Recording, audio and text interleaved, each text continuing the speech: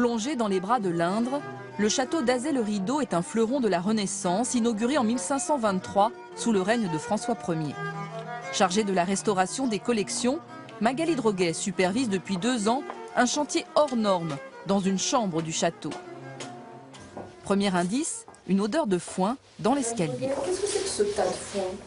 Alors, c'est pas un tas de foin, en fait, ce sont des joncs qui viennent d'Angleterre, qui ont été ramassés en Angleterre et qui servent à tresser les nattes en jonc qu'on a installées sur les murs de cette chambre.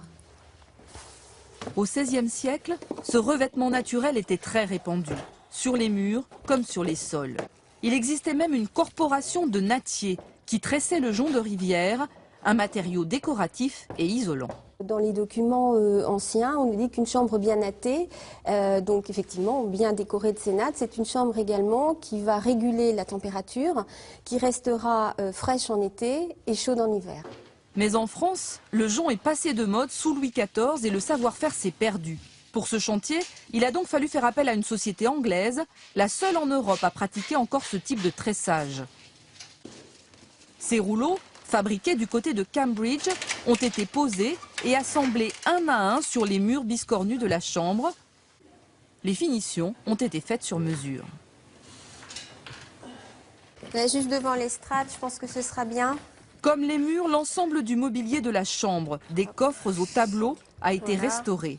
Le lit à quenouilles et ses parures en velours de soie a nécessité à lui seul 510 heures de travail, avec le même souci, reproduire les techniques de l'époque dans le moindre détail.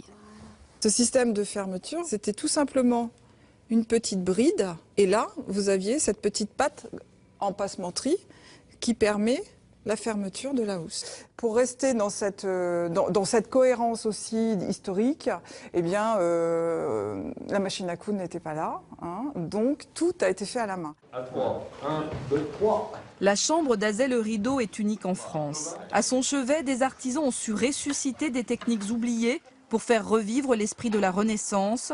Au château de la Belle au Bois dormant, le passé n'était qu'endormi.